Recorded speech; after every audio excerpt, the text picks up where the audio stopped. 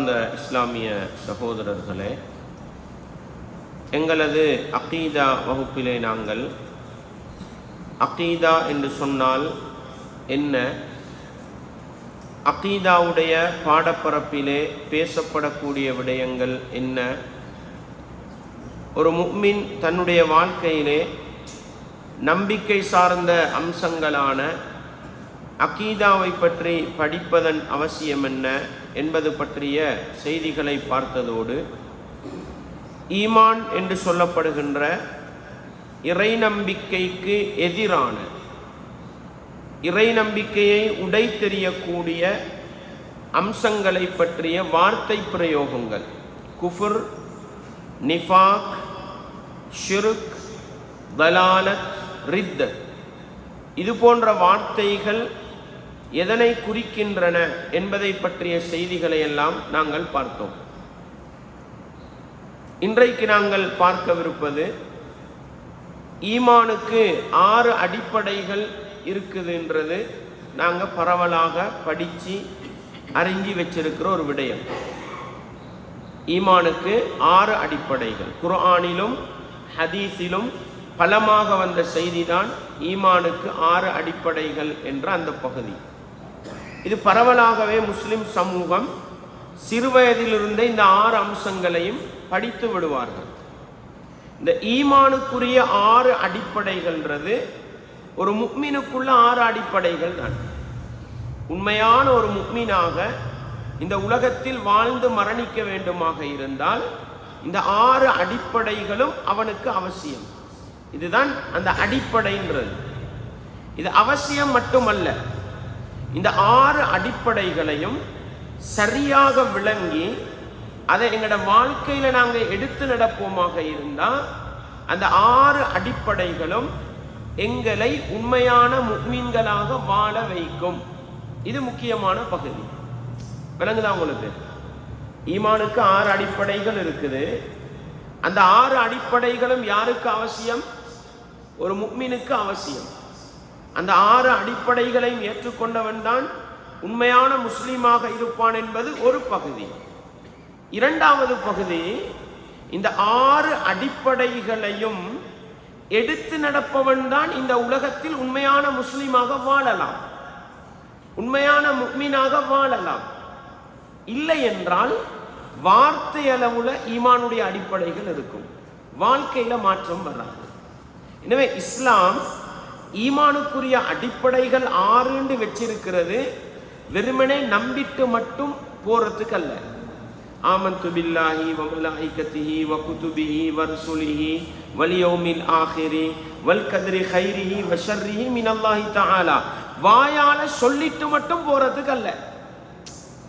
இந்த 6 அடிப்படைகளையும் நாங்க உள்ளத்தால ஏற்று நாவினால சரியாக மொழிந்து எங்களோட வாழ்க்கையில இந்த 6 அடிப்படைகளையும் கொண்டு வருவோமாக இருந்தால் இந்த 6 அடிப்படைகளையும் எங்களை உண்மை முஃமின்களாக வாழச் செய்யும்.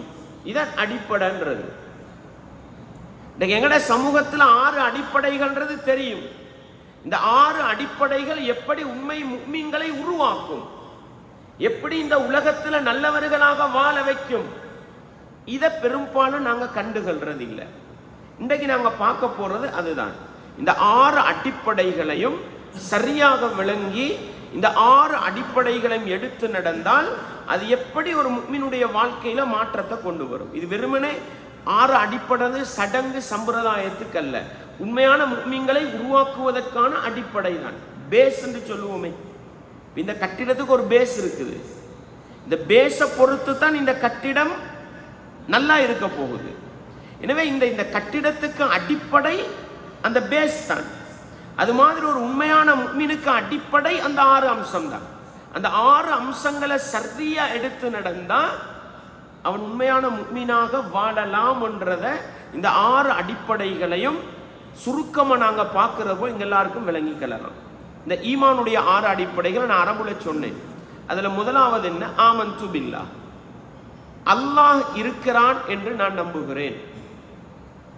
அல்லாஹ் இருக்கிறான் என்றா இந்த உலகத்தை படைத்து பரிபாலிக்கின்ற, தான் நினைத்த நேரம் அழிக்கின்ற ஆற்றலுள்ள ஒரு ரப்பு இருக்கிறான்னு நம்பணும். அல்லாஹ் இருக்கிறான்னு சும்மா நம்பிட்டு போறதல்ல. அல்லாஹ் இருக்கிறான்னு நம்புறது வாழ்க்கையில நேரடி மாற்றத்தை கொண்டு வர நல்ல ஆழமா விளங்கணும். இந்த உலகத்தை படைத்து பரிபாலிக்கின்ற ரப்பு, அவன் நினைத்த நேரம் அளிக்கின்ற ஆற்றல் உள்ள ஒரு ரப்பு, என் மீது அதிகாரம் செலுத்துகிற ஒரு ரப்பு அல்லாஹ் இருக்கிறான்னு நாங்க நம்பணும். இப்படி நம்பினா இந்த நம்பிக்கை எங்களோட வாழ்க்கையில மாற்றத்தை கொண்டு வரும். எப்படி இன்றைக்கு நான் இந்த உலகத்துல வாழ்றேன்டா, ஆரோக்கியமா பேசுறேன்டா, இது யாருடைய அதிகாரம்? அல்லாஹ்வுடைய அதிகாரம். என்னை படைத்தவன், என் மீது அதிகாரம் செலுத்துபவன். நாளைக்கு அந்த ரப்பு நினைத்தால் என்னுடைய பேச்சாற்றலை அவன் இல்லாமல் ஆக்கலாம். இப்படி யோசிச்சு பாருங்க. என் மீது அதிகாரம் உள்ள ரப்பு, நான் நினைத்த நேரம் என்னை மரணிக்க செய்யலாம். என் மீது அதிகாரம் உள்ள ரப்பு. இப்படி அல்லாஹ்வை நீங்க விளங்கி பாருங்க. தனிப்பட்ட வாழ்க்கையில என்னை படைத்தவன் ரப்பு இப்படிப்பட்டவன் தான். இதை கண் முன்னுக்கு நாங்க பார்க்கிறோம். நேற்று ஆரோக்கியமா இருந்தவர் இன்றைக்கு படுக்கையில் இருக்கிறார். நேற்று நோயாளியா இருந்தவர் இன்றைக்கு ஆரோக்கியமா உலகத்துல சுத்தி திரிகிறார். எல்லாம் நடந்து கொண்டே. நேற்று பணக்காரராக இருந்தவர் இன்றைக்கு ஏழையாகிறார். இன்றைக்கு ஏழையா இருந்தவர் வார மாசம் பணக்காரனா மாறுறார். இது எங்கட கெட்டித்தனமா இல்லை. இந்த உலகத்தை படைத்து பரிபாலிக்கின்ற ஒரு ரப்பு, அவன் இருக்கிறதுனால நடக்கிறது. அந்த ரப்பு என் மீது அதிகாரம் உள்ளவன், என் மீது அவன் எதையும் செய்யலாம். இப்படி நானும் நீங்களும் அல்லாஹ்வை புரிந்து கொண்டால் அந்த ரப்பை ஏற்று நடக்கிறது லேசாவி. நான் நினைச்ச நேரம் என் ரப்பை என் உசுரை கைப்பற்றுவான். இப்படி நாங்கள் உலகத்தில் வாழ்ந்து பார்ப்போமே. எனவே அல்லாஹ்வை நம்ப வேண்டிய விதத்தில் நம்பினால் அது எங்களுடைய வாழ்க்கையிலே ஆழமான ஒரு மாற்றத்தை கொண்டு வரும்.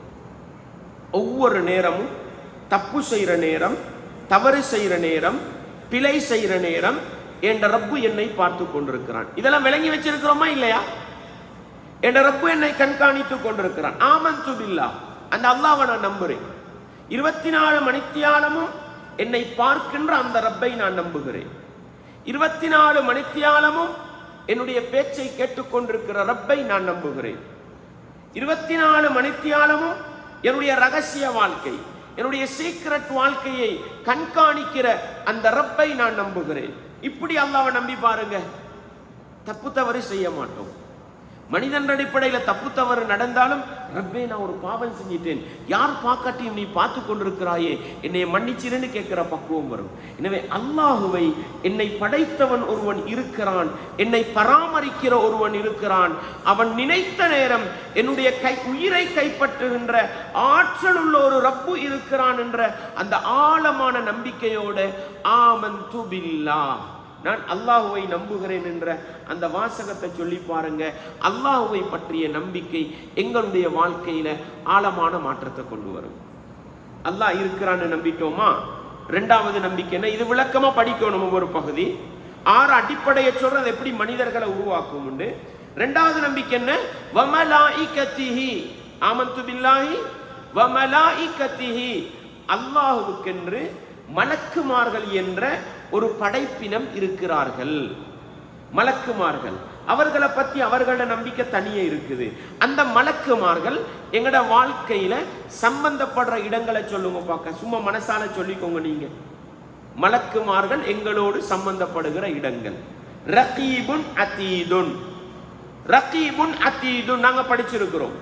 கிராமன் காத்திபீன், சங்கையான எழுத்தாளர்கள் இருக்கிறாங்க. வலது பக்கம் இடது பக்கம் இருக்கிறாங்க. ரகீபுன் அதீத், ரகீப் அதீத்ங்கிறது 2 மலக்குமார பேர் அல்ல, அந்த அந்த எழுதுகிற மலக்குமார்கள்ட்ட பண்பு. ரகீபுன் அதீதுன், ஆழமா கவனிச்சு நுணுக்கமா கண்காணிச்சு உறுதியா பதிவு செய்யறவங்க. சந்தேகத்துக்கெல்லாம் எழுத மாட்டாங்க, பிழையா எல்லாம் எழுத மாட்டாங்க, மாத்தி மாத்தி உங்களோட எனக்கும் வேண்டதும் இல்ல. ரகீபுன் அதீத், அவங்க நுணுக்கமா கவனிப்பாங்க, உறுதியா எழுதுவாங்க. இப்ப யோசி பாருங்க, அந்த மலக்குமார் எங்களோட தான் இருப்பாங்க.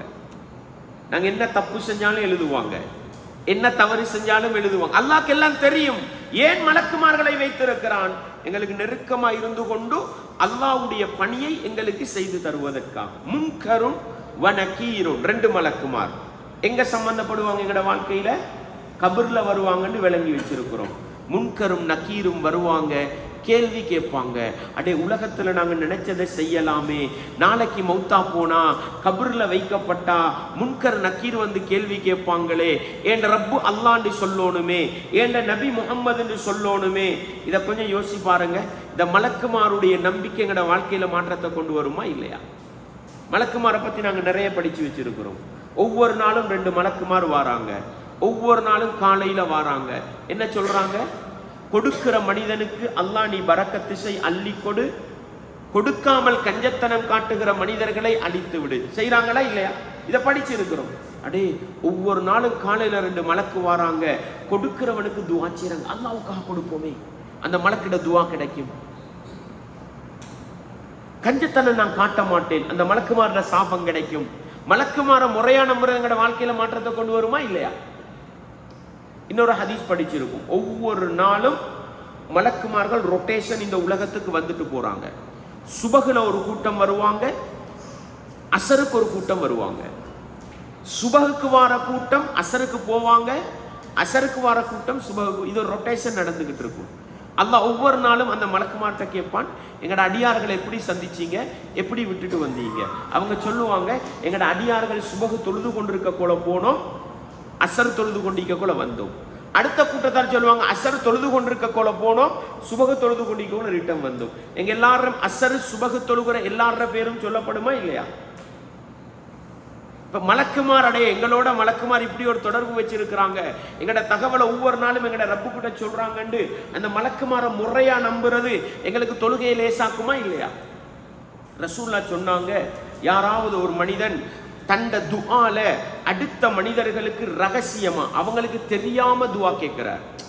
ஏ என்ற நபருக்கு அவருக்கு தெரியும், அல்லாஹ் அந்த ஏ என்ற நபருக்கு பரக்கத்து செய், அவரோட பொருளாதாரத்தை விரிவாக்கு, அவரோட குடும்ப வாழ்க்கையில சந்தோஷத்தை கொடு, எங்கட நானா, எங்கட பெரியப்பா, எங்கட தம்பி எங்கேயோ இருக்கிறாங்க, யாரெல்லாம் என் வாழ்க்கையில பரக்கத்து செய், எங்கட நானாக்கும் பரக்கத்து செய், என் சாச்சாட மகனுக்கும் பரக்கத்து செய், கொழும்புல இருக்கிற என் தம்பிக்கும் பரக்க. அவங்களுக்கு தெரியா நான் கேட்டது. ரசூலுல்லாஹ் என்ன சொன்னாங்க? ஒரு சகோதரனுக்கு தெரியாம நீங்க துஆ கேட்டா ஒரு மலக்கு அல்லாஹ் சாட்டி வைப்பான், அவங்க உங்களுக்கு துஆ கேட்பாங்கன்றாங்க.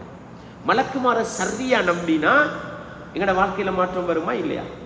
இப்படி மலக்குமாரை பற்றிய ஆழமான நம்பிக்கை, அதை படித்து எங்கட வாழ்க்கையில உருவாக்கி கொள்றது எங்கட வாழ்க்கையில நேரடி மாற்றம் வருவதற்கு காரணமாக இருக்கும். அல்லாஹ்வை நம்பினோம், மலக்குமார முறையா நம்பினோம், அது எங்கட வாழ்க்கையில உண்மையிலே மாற்றத்தை கொண்டு வருமா இல்லையா? நிச்சயமாக மாற்றத்தை கொண்டு வரும். 3வது நம்பிக்கை. இதை ஒவ்வொன்றும் விரிவா படிக்கப்படணும். இன்றைக்கு நாங்க படிக்கிறது அவங்களை எப்படி நம்பணும்ன்றதல்ல, இந்த 6 அடிப்படைகளும் எங்கட வாழ்க்கையில எப்படி மாற்றத்தை கொண்டு வரும். நாங்க சும்மா சடங்கு சம்பிரதாயத்துக்கு தானே விளங்கி வச்சிருக்கிறோம். குருவம்மா சப்புளுக்கு பாடமாக்கி கொடுக்கதான் ஆமன்து பில்லா வ மலாயிகத்தி விளங்கி வச்சு இல்ல. இது இந்த 6 அடிப்படையும் நாங்க சரியா விளங்கினா நிச்சயமா அது எங்கட வாழ்க்கையில் என்ன செய்யும்?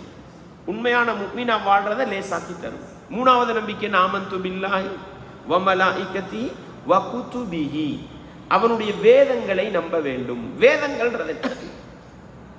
வேதங்கள்ன்றது என்ன? பாருங்க, இந்த உலகத்துல மனிதர்களை படைத்த அல்லாஹ் நீ எப்படி வேண்டுமானாலும் வாழ்ந்துட்டு வான்னு என்ன செய்யல, உடல்ல.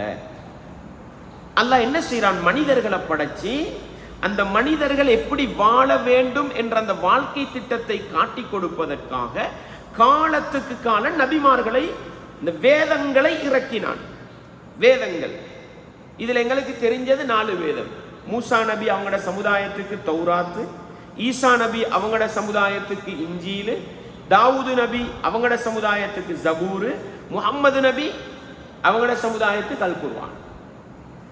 இப்ப எங்களை படைச்ச ரப்பு எங்களை கையுடல்ல, நீ நினைச்ச மாதிரி வாழ்ந்துட்டு வாண்டு உடல்ல. இப்படி நம்புங்க அல் குர்ஆன, வேதத்தை இப்படி நம்புங்க. ஒவ்வொரு சமுதாயமும் அந்தந்த காலத்துல அல்லாஹ்வுக்கு எப்படி கட்டுப்பட்டு வாழ வேண்டும் என்பதை காட்டி கொடுப்பதற்காக ஒரு வழிகாட்டியாக அல்லாஹ் வேதத்தை இறக்கினான். எங்களுக்கு சுவர்க்கத்தின் பக்கம் அழைத்து செல்வதற்கு வழிகாட்டுவதற்காக அல்லாஹ் அல் குர்ஆனை இறக்கி வைத்தான். அப்படி ஒரு வேதம் இருக்குதுன்னு நான் நம்புறேன். அப்படி நம்பி பாருங்க. எங்களுக்கு அல் குர்ஆன் உண்டி, நாங்கள் அல் குர்ஆனை நம்புற ஆட்கள், இவ்வளவுதான். அந்த அல் குர்ஆனை அல்லாஹ் ஏன் இறக்கி வைத்தான்? மனித சமூகம் அந்த அல் குர்ஆனை பார்க்கணும், சுவர்க்க வழியை பார்க்கணும், அல் குர்ஆன் சொன்ன பிரகாரம் வாழணும். இப்படி அல் குர்ஆனை நம்பி பாருங்க. அல் குர்ஆனை எடுத்து நடக்கிறது லேசாய்க்குமா இல்லையா? அல் குர்ஆனுடைய போதனைகளை பின்பற்றுறது லேசா இருக்குமா இல்லையா? நாங்க வெறுமனே சடங்குக்கு நம்பிட்டு போயிட்டோம். அல் குர்ஆன் எங்கட வேதம், யாராவது அல் குர்ஆனுக்கு குறை சொல்லட்டுமே, நாங்க விடமாட்டோம்ன்ற அளவுக்கு ரத்தம் கொதிக்குது. ஆனா அல் குர்ஆனை நடைமுறைப்படுத்த நாங்க ரெடி இல்லையே. அல் குர்ஆனை சரியா நம்பல நாங்க. எனவே எங்கட வேதம் அல் குர்ஆன் எங்களுக்கு சடங்குக்கோ சம்பிரதாயத்துக்கோ அல்லாஹ் தந்ததல்ல. முஹம்மது நபி அவர்களுக்கு பின்னால கியாமத்து நாள் வரைக்கும் வரக்கூடிய மனிதர்கள் சுவர்க்கத்துக்கு போக வேண்டுமா, அவர்களுக்கு வழிகாட்டியது அல் குர்ஆன். எனக்கு அல்லாஹ் வழிகாட்டியாக தந்தது அல் குர்ஆன். நான் எங்க வழி தவறுவேனோ அந்த இடத்துல எதை பார்க்கணும்? பொருளாதாரத்துல வழி தவறுறோம், எதை பார்க்கணும்? குர்ஆனை பார்க்கணும். அடே குர்ஆன் சுவர்க்கத்துக்கு இட்டு செல்கிற பொருளாதாரம் என்ன? குடும்ப வாழ்க்கையில தவறு விடுறோம், குர்ஆனை பெறட்டணும். சுவர்க்கத்துக்கு அழைத்து செல்கிற குடும்ப வாழ்க்கை என்ன? சமூக வாழ்க்கையில பண்பாடுல நடத்தையில தவறு விடுறோம். சுவர்க்கத்துக்கு அழைத்து செல்கிற பண்பாடு என்ன? ஒவ்வொன்றையும் குர்ஆன்ல பார்த்தா இந்த குர்ஆன் எங்கட வாழ்க்கையில மாற்றத்தை கொண்டு வருமா இல்லையா? எனவே குர்ஆனை நம்ப வேண்டிய முறையில நம்பினா நானும் நீங்களும் நல்லவர்களாக வாழ்வதற்கு இந்த அல் குர்ஆன் என்ற வழிகாட்டி போதுமானது. ஆனா இன்றைக்கு முஸ்லீம்கள்ல 90% மக்களுக்கு எதை பார்க்க நேரம் இல்லை? குர்ஆனை பார்க்க நேரம் இல்லை. குர்ஆனை படிங்கன்னு சொன்னதோட, குர்ஆனை கொஞ்சம் சிந்திச்சு பாருங்கன்னு சொன்னதோட முஃப்தி ஆகலுமா எங்களுக்கு? குர்ஆனை பார்த்து எங்களுக்கு ஃபத்வா கொடுக்க இயலாது. ஆனா குர்ஆனை பார்த்து எங்களோட ஈமான கூட்டிக்கொள்ளலாம், மறுமை நம்பிக்கையை கூட்டிக்கொள்ளலாம், நேரான வழியை பார்க்கலாம். அதை நாங்க பார்க்கலாம். ஃபவைலுல் முஸல்லீன், சும்மா ஒரு எக்ஸாம்பிள் பாருங்க. ஃபவைலுல் முஸல்லீன், தொழக்கூடியவர்களுக்கு நாசம் இருக்கிறது, வயல் என்ற நரக ஓடை இருக்கிறது. அல்லதீனஹும் அன் ஸலாத்திஹிம் சாஹூன், அவர்கள் தொழுவாங்க ஆனா அவர்களுடைய தொழுகையில் பொடுபோக்கு செய்வார்கள். இந்த ஒரு வசனத்தை சிந்திச்சு பாருங்க. குர்ஆன் எனக்கு வழிகாட்ட வந்தது, தொழுகையை பத்தி எனக்கு சொல்லி தருது. எப்படி? தொழுகிறவர்களில் ஒரு சாரார் மறுமையில நரகம் போவாங்க. எப்படி தொழுதவங்க? தங்களுடைய தொழுகையில் பொடுபோக்கு செய்தவர்கள். துஹர தொழுதா அசர் இல்லை, அசர தொழுதா மக்ரிபி இல்லை, மக்ரிப தொழுதா இஷா இல்லை, இஷாவை தொழுகிற நிறைய பேருக்கு சுபஹ் இல்லை. ஆனா நாங்க எப்படி இருக்கிறோம்? நாங்க 4 நேரம் தொழுகிற என்ன நினைக்கிறோம்? 4 நேரம் தொழுது சுவர்க்கம் போகலாம்னு நினைக்கிறோம். மாஷா அல்லாஹ், நாங்க ஜும்மா நாளைக்கு 11 மணிக்கே பெய்தாச்சப்பா. அந்தந்த அசர் தொழுகிறா நீங்க இல்லை, நாங்க ஜும்மா டைமுக்கு தொழுத. என்ன அவர் நினைக்கிறாரு? ஜும்மாவை தொழுது சுவர்க்கம் போகலாம். நாங்கண்டா ஊர்ல ஈண்டா எங்களுக்கு தொழுகையை பத்தி நீங்க சொல்லித்தர தேவையில்லை. 5 நேரமும் ஜமாத்தோட நாங்க தொழுது. பயணம் போனா பயணம் பிஸியே, தொலைலுமா? ஊர்ல இந்த தொழுகிற இதைத்தான் சொன்னோம். ஃபவைலுல் முஸல்லீன் அல்லதீனஹும் அன் ஸலாத்திஹிம் சாஹூன். சும்மா ஒரு உதாரணம்.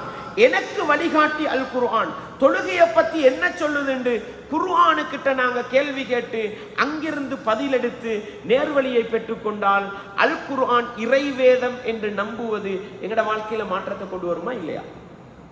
இன்றைக்கு முஸ்லிம்கள் அதிகமானவங்க ஏதோ ஒரு அமைப்புல வட்டி கொடுக்கல் வாங்கல ஈடுபடுறாங்க. நாங்க சில நேரம் முடிவெடுக்கிற நான்டா பேங்கிட வாசல் படியை மிதிச்சு இல்லை, அப்படித்தானே? பேங்கிட வாசல் படியை மிதிச்சாதானே வட்டி. இன்றைக்கு எங்கட விரல் நுனியில வட்டிக்கு எங்க 100 ரூபா சல்லி போட்டோம் போனுக்கு, 99 ரூபாய் 95 ரூபா முடிய போலயே அவன் மெசேஜ் அனுப்புறான், உங்களோட அக்கௌண்ட் பேலன்ஸ் முடியுது, இன்னும் 5 ரூபா தான் இருக்குது, நீங்க ஜொலியா வாழணும்டா ஒரு 20 ரூபா கடன் வாங்கிக்கோங்க. நாங்களும் என்ன பார்க்கறோம்? கிரவுண்ட் நடுவில் இருக்கிறோம், இப்ப சல்லி போட போயலுமா? பஸ்ல இருக்கிறோம், இப்ப சல்லி போட போயலுமா? ராவ் 12 மணி ஆச்சு, இப்ப சல்லி போட போய் உடனே கடன் எடுத்தாச்சு. அவன் என்ன செய்யறது? திருப்பி நீங்க 100 ரூபா போட்டா உங்களோட அக்கௌண்ட் 98 ரூபா தான் தாரது. 2 ரூபா என்ன செஞ்சான்? தந்த கடனுக்கு வட்டியை வெட்டி கொண்டான். நடக்குதா இல்லையா? நடக்குதா இல்லையா? சூப்பர் மார்க்கெட்டுக்கு போய் 2 கையிலையும் 10 கிலோ 10 கிலோ 20 கிலோ தூக்கிக்கிட்டு வரோம். ஆனா 10,000 ரூபாய் சல்லியே சேப்ல போட்டுக்கொண்டு புகையில எங்களுக்கு அப்படித்தானே.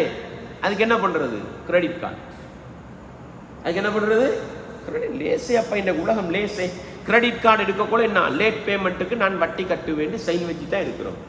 அடே 20 கிலோ பேக் 2 கையில தூக்கி கொண்டு வர உனக்கு அந்த கடைக்கு போகக்கோல 20,000 ரூபாய் சல்லி எடுத்துக்கும் போறது என்ன பாரமா?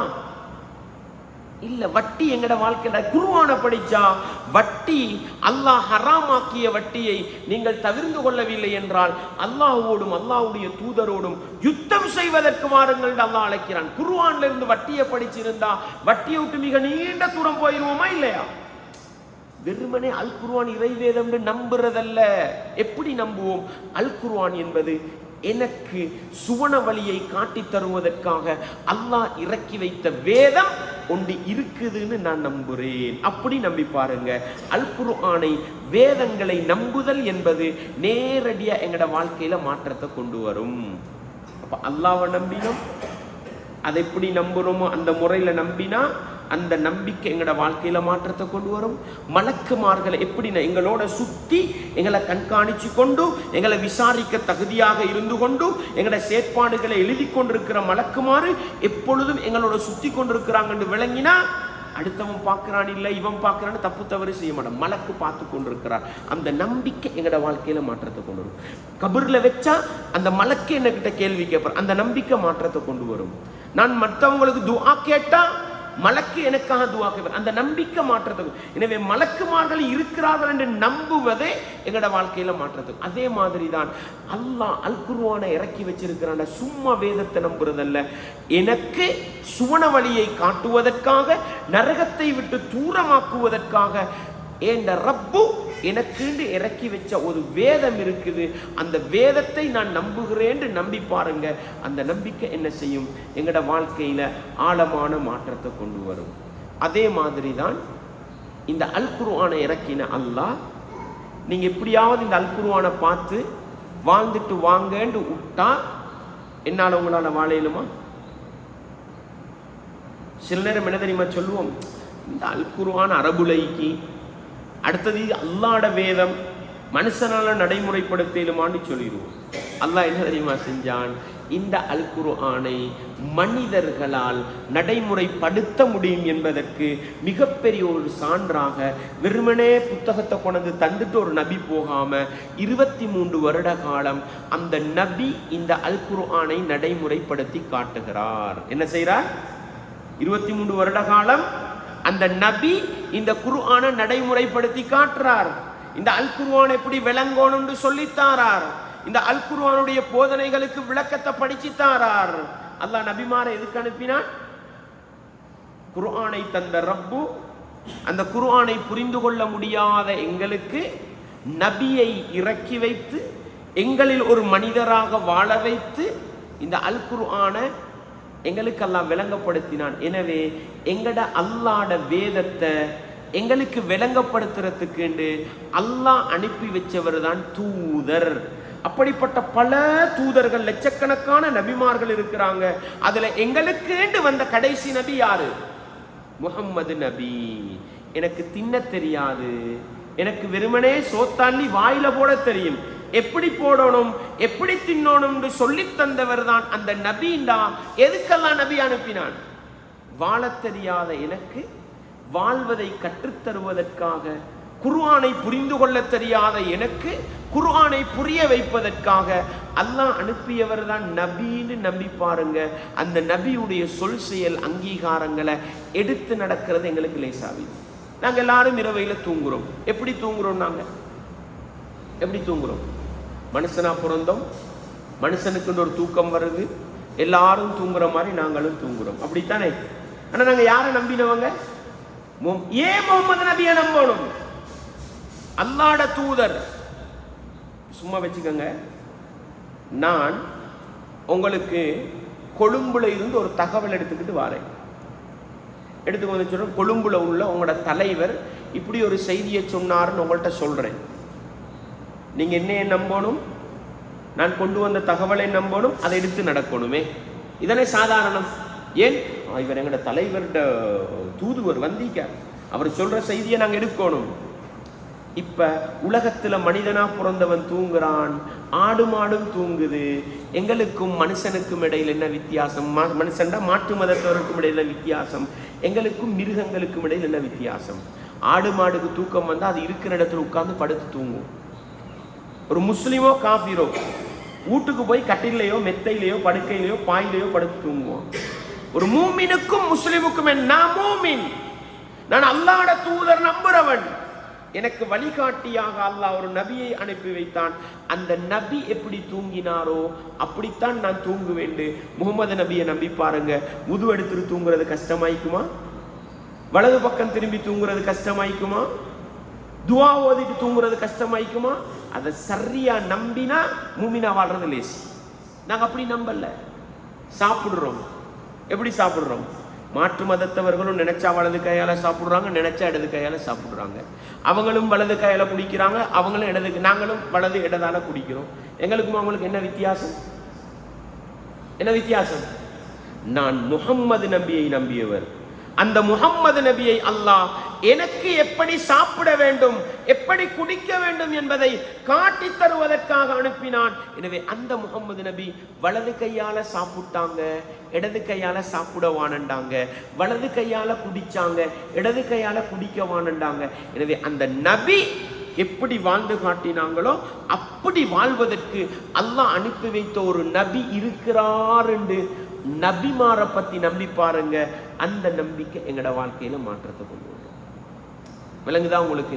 எனவே ஈமானுடைய 6 அடிப்படைகள்ன்றது சும்மா சடங்குக்கும் சம்பிரதாயத்துக்கும் அல்ல. அந்த 6 அடிப்படைகளையும் சரியா புரிஞ்சா அது எங்களோட வாழ்க்கையில நேரடி மாற்றத்தை கொண்டு வரும். அந்த 4 அடிப்படை, 6 அடிப்படையில 4: அல்லாஹ்வை நம்புறது, மலக்குமார நம்புறது, வேதங்களை நம்புறது, நபிமார நம்புறது. இந்த 4 நம்பிக்கையும் எங்களோட வாழ்க்கையில் எப்படி மாற்றத்தை கொண்டு வரும்ன்றதை படிச்சிருக்கிறோம். அடுத்த 2 நம்பிக்கை இருக்குது, அது எப்படி மாற்றத்தை கொண்டு வரும். இந்த 6 நம்பிக்கைகளும் ஒன்றோடு இன்னொன்று எப்படி பின்னி பிணைஞ்சிருக்குதுன்றதை இன்ஷா அல்லாஹ் நாங்கள் வாரக்கிழமை வகுப்புல படிப்போம். இப்போ இந்த 4 விஷயத்தை நீங்கள் தனியாக உட்கார்ந்து ரிப்பீட் பண்ணி பாருங்க. இந்த 4 விஷயத்தை நம்புற நான் எப்படி முக்மீனாக மாறலாம், இந்த 4 விஷயத்தை நம்புறது என் வாழ்க்கையில் எப்படி ஈமான பலப்படுத்தும் ஒரு கிழமைக்கு யோசிச்சு பாருங்க. சரியா யோசிச்சு கண்டுகொண்டா நிச்சயமா இந்த ஈமானுடைய அடிப்படைகள் எங்களை உண்மையான முக்மீனா வாழ வைக்கிறதுக்கான அடிப்படைகள்ன்றதை புரிஞ்சுக்கொள்ளலாம். அந்த விளக்கத்தை பெற்றுக்கொண்ட நல்ல மனிதர்களாக அல்லாஹ் எங்களை ஒவ்வொருவரையும் ஆக்கிவிட வேண்டும். வஆகிரு தஅவானா அனில் ஹம்துலில்லாஹி ரப்பில் ஆலமீன்.